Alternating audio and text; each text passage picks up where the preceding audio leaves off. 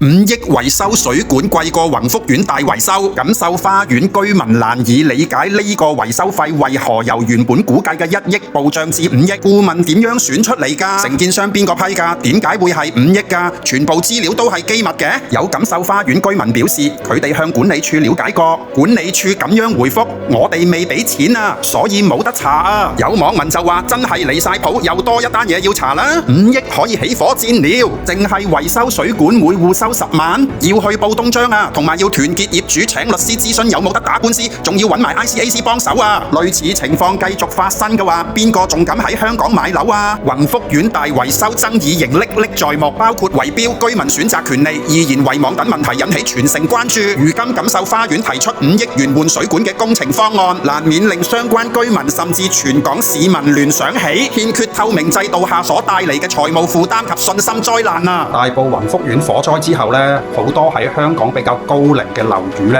佢個價格都會重新再評估，咁好大機會會有一個向下調整嘅趨勢啦。特別喺香港嘅中原嗰個領先指數呢，大部分都係一啲比較舊嘅屋苑啊，譬如話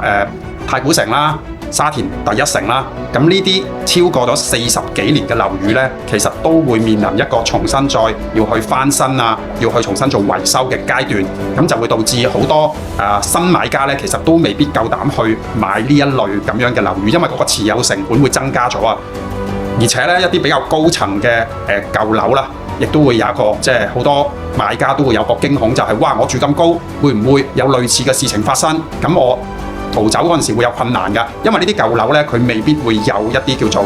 即係防火層啊。而家好多新起嘅樓呢，其實都會有一個防火層，係特別有一層呢，係冇起任何嘢，係直情係類似空心咁樣呢，去隔開咗上半段同下半段嘅。咁但係舊樓就冇啲咁嘅情況啦。咁所以呢，如果俾我做買家呢，我都會避開一啲超過咗30年歷史嘅一啲樓呢，又或者係一啲舊樓佢比較高層，甚至係啲新樓嘅高層呢，可能都冇咁吃香啊。我會預料未來嘅樓市啦，一啲比較新嘅樓盤啦，一啲比較低層嘅樓盤啦，又或者係低密度嘅樓盤呢，會比較受歡迎咯。始終呢幾年咧，香港經濟唔好啦，樓市不斷向下調整，而家再加埋呢個火災事件，令到好多人對防火嘅意識啊，對舊樓維修嘅情況啊，都有一個新嘅憂慮。估計香港嘅樓市會再雪上加霜咯。如果你打算喺香港置業嘅話，你會有呢啲憂慮嗎？你覺得呢啲新嘅考慮因素會唔會嚴重影響香港樓市嘅後市啊？留言區同我分享下你嘅睇法啦。